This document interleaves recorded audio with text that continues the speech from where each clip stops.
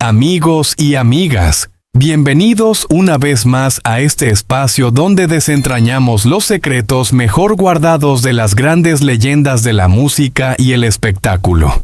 Hoy nos adentramos en un territorio tan fascinante como incómodo, la vida íntima y los conflictos ocultos de uno de los nombres más venerados de la canción ranchera, el poeta del pueblo, José Alfredo Jiménez. Su imagen es recordada con un sombrero ancho, una botella de tequila en la mano y una voz que parecía desgarrarse en cada estrofa. Pero detrás de ese mito de sinceridad absoluta, se escondía un hombre marcado por rivalidades feroces, heridas invisibles y tensiones que nunca llegaron a los titulares de los periódicos, pero que definieron tanto su carrera como su legado. Porque José Alfredo no solo cantó al amor y al desamor, también cantó contra los fantasmas de la envidia, la crítica despiadada y la exclusión de una élite musical que jamás le perdonó ser un autodidacta. Y lo más sorprendente es que muchos de esos choques se dieron con las voces más respetadas de su tiempo, nombres que hoy resuenan como monumentos de la música mexicana. Para entender la magnitud de este escándalo soterrado, hay que remontarse a su encuentro con Jorge Negrete el charro cantor por excelencia. Negrete representaba la disciplina, el rigor académico y la elegancia de un México idealizado en la pantalla de cine.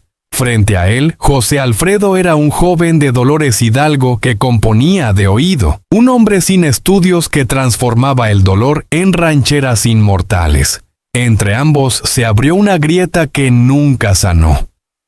Negrete lo llegó a calificar de simple borracho que gritaba sus penas, una frase cruel que dejó cicatriz.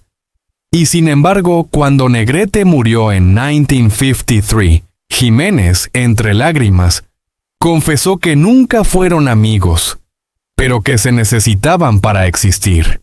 Una confesión que revela más que odio, un duelo de legitimidades. El segundo capítulo de esta historia se escribe junto a Miguel Aceves Mejía, el llamado rey del falsete. Fue él quien primero interpretó las composiciones de José Alfredo y lo catapultó al reconocimiento. Pero aquel gesto, que muchos vieron como generoso, se convirtió para Jiménez en una deuda amarga. Cada vez que una canción suya triunfaba en la voz impecable de Aceves, algo dentro del poeta se quebraba. En entrevistas, Aceves lo elogiaba con cautela, pero en privado lo reducía a un autor sin formación musical. El resentimiento nunca estalló en público, pero se respiraba en los camerinos, en los saludos breves y fríos, en el silencio más elocuente que cualquier insulto. La lista de desencuentros continúa con Pedro Vargas, el ruiseñor de las Américas. Vargas representaba la perfección técnica, la solemnidad de los escenarios de gala, mientras que José Alfredo se consagraba en las cantinas y plazas. Aunque compartieron escenarios y tragos, la distancia era evidente. Vargas, condescendiente, lo ridiculizó alguna vez diciendo que componía como quien charla con un borracho. Para Jiménez, esa burla fue un golpe bajo, porque en sus letras, escritas entre humo y tequila, había más verdad que en cualquier partitura académica. El contraste era brutal. Uno era el ídolo de los palacios, el otro el alma desgarrada del pueblo. Y esa división reflejaba también un México partido en dos, el de las élites y el de la calle. Pero no fueron solo voces masculinas las que marcaron su vida. La presencia de cantantes como Flor Silvestre, añadió otra capa de tensión. Admiración, complicidad y competencia se entrelazaban en un ambiente en el que cada éxito despertaba celos y cada aplauso ocultaba rivalidades. En ese universo, José Alfredo aprendió que la música podía ser tanto un refugio como un campo de batalla. Lo que emerge de estas historias no es simplemente la anécdota del insulto o la burla, sino la radiografía de un hombre que convirtió el rechazo en inspiración. Su grandeza no nació del reconocimiento inmediato, sino de la herida. Cada crítica, cada desdén, cada puerta cerrada fue transformada en canción. Y quizá esa sea la clave de por qué, décadas después de su muerte, su voz sigue resonando con más fuerza que la de muchos de sus detractores. Porque, ¿qué es más poderoso? ¿La técnica impecable o la verdad desnuda? En la voz áspera de José Alfredo estaba la vida misma, sin filtros ni adornos.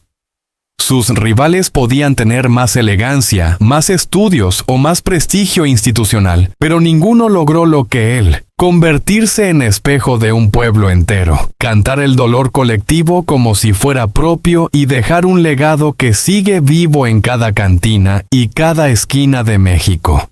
Hoy, cuando revisitamos estas rivalidades, descubrimos que el verdadero escándalo no estuvo en los insultos ni en los desencuentros privados, sino en el modo en que un hombre despreciado por la élite terminó siendo eterno, y que aquellos que lo miraban por encima del hombro acabaron necesitando sus canciones para no caer en el olvido. En la historia de la música ranchera, pocos nombres despiertan tanta admiración y a la vez tanta controversia como el de José Alfredo Jiménez. Ídolo del pueblo, poeta sin escuela académica, intérprete de sus propias heridas. Fue también un hombre rodeado de pasiones intensas, amistades quebradas y relaciones marcadas por el desencuentro. Tras su figura inmortalizada en cientos de canciones, se esconde un relato menos conocido, el de sus conflictos íntimos con quienes compartió escenario, vida nocturna y confidencias. Un mosaico de lealtades traicionadas, silencios calculados y heridas que nunca cicatrizaron. Uno de los episodios más enigmáticos se remonta a 1957, cuando José Alfredo coincidió en una gira con Flor Silvestre, estrella en plena plenitud artística. La química entre ambos era evidente. Sobre el escenario, sus miradas parecían decir más que los versos. Tras bambalinas, las guitarras y el tequila prolongaban la complicidad hasta la madrugada. Fue en ese ambiente donde él le ofreció un gesto cargado de intimidad. Una canción inédita, Asterisk, Caminos de Guanajuato, Asterisk. Para José Alfredo era una entrega de confianza, casi un regalo personal. Sin embargo, Flor optó por no grabarla, una decisión aparentemente profesional que él interpretó como un rechazo en carne viva. No era simplemente una negativa artística, sino un golpe a la relación de confianza que había nacido entre ambos. Desde entonces, los duetos se apagaron, los saludos se volvieron fríos, y cuando Flor interpretó en televisión Asterisk, "Que te vaya bonito Asterisk", sin mencionar a su autor, la distancia se selló de forma irreversible. En sus libretas, José Alfredo dejó constancia de su dolor con frases crípticas. La traición más amarga es la que llega con perfume y sonrisa.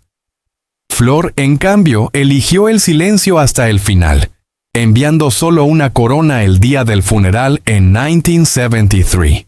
Otro capítulo de tensiones llegó con Javier Solís, la voz de Terciopelo, que irrumpió en los años 60 con una popularidad fulgurante. Al inicio parecía una relación de mutua admiración. Solís grabó con éxito varias composiciones de José Alfredo y agradecía públicamente su talento. Pero las dinámicas de la fama son frágiles, y lo que empieza en halago puede terminar en ruptura. El punto de inflexión ocurrió durante una gala en Monterrey en 1965. Estaba previsto un popurrí conjunto. Sin embargo, minutos antes del show, Solís decidió interpretarlo en solitario. La excusa fue el tiempo de producción, pero la herida ya estaba hecha. A ojos de José Alfredo, aquello fue más que un desplante. Era la constatación de que detrás de la perfección técnica se escondía una ausencia de verdad. Canta con espejo, no con cicatriz, dijo de él, subrayando la distancia entre la emoción cruda y la interpretación pulida. Y aunque la muerte prematura de Solís en 1966 lo sorprendió y lo dejó en silencio, nunca borró de su memoria la sensación de haber visto en aquel joven un reflejo perturbador de sí mismo, un destino posible que se apagó demasiado pronto. Si hubo una cómplice artística que lo marcó como ninguna otra, esa fue Amalia Mendoza, la Tariacuri. Con ella creó himnos como Échame a mí la culpa asterisk o asterisk Amarga Navidad asterisk. La intensidad entre ambos era brutal. Discusiones, reconciliaciones, canciones nacidas del desgarro emocional de las giras. Amalia era indomable, José Alfredo era visceral. Esa combinación fue mágica en el arte, pero devastadora en lo personal. Una pelea en Los Ángeles en 1962 por el repertorio de un concierto dejó cicatrices imborrables. Amalia comenzó a atribuirse parte del éxito de sus temas, y él, herido, escribió en una servilleta: «Las canciones no necesitan madre, solo verdad». Era una declaración de principios, un dardo lanzado en la intimidad de una cantina. Con el tiempo, la relación se volvió más profesional que cercana, hasta que en una entrevista confesó: «Fue la mejor intérprete que tuve y la que más me costó olvidar». Ella, por su parte, eligió el silencio como epitafio. Ninguna palabra pública tras la muerte de José Alfredo. Ese mutismo fue tal vez el gesto más elocuente de todos. Detrás de estos episodios se dibuja un patrón. José Alfredo no era un hombre de rencores abiertos, sino de silencios densos, de frases sueltas anotadas entre copas, de versos que transformaban el dolor íntimo en patrimonio colectivo. Su relación con los colegas no se explica en clave de enemistad tradicional, sino en una tensión constante entre autenticidad y artificio, entre la crudeza de la calle y la pulcritud de la academia. Y allí radica la raíz de sus conflictos. No toleraba el maquillaje emocional. Para él, cantar era desangrarse, mientras que muchos de sus contemporáneos buscaban perfección y fama. Más allá de nombres y episodios, José Alfredo libraba una guerra contra la industria que lo celebraba, y al mismo tiempo lo miraba con desconfianza. No sabía leer música, no usaba partituras ni trajes caros. Era un forastero en los salones donde se decidía quién merecía ser considerado grande. Sin embargo, su verdad fue más poderosa que cualquier formalidad.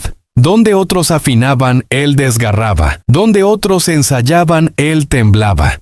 Esa autenticidad que lo volvió sospechoso para algunos, lo hizo eterno para el pueblo. Murió a los 47 años, consumido por la enfermedad, pero sin claudicar jamás. Nunca pidió perdón por su estilo, nunca intentó adaptarse a moldes ajenos. Eligió vivir y morir fiel a sí mismo.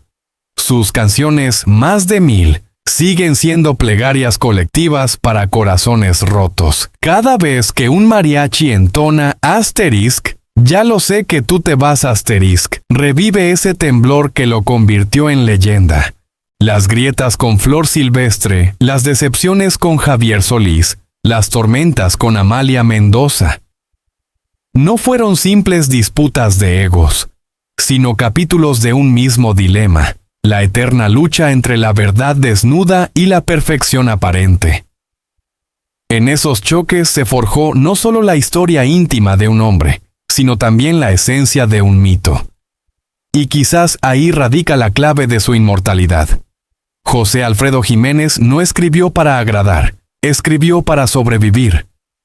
Su vida fue un campo de batalla, pero sus canciones se convirtieron en el refugio de millones. Y hoy, al recordar su legado, queda claro que el verdadero escándalo no fue lo que vivió en secreto, sino la intensidad con la que se atrevió a ponerle música a su propio abismo. Queridos amigos, La historia de José Alfredo Jiménez nos enseña que detrás de cada mito hay heridas ocultas, y que a veces la gloria nace del dolor más hondo. Así era él, un hombre marcado por rivalidades secretas, pero también un creador que supo transformar esas heridas en himnos inmortales. Y ahora la pregunta es para ustedes. ¿Creen que estas rivalidades lo hundieron o que, por el contrario, lo hicieron más grande? Los leo en los comentarios.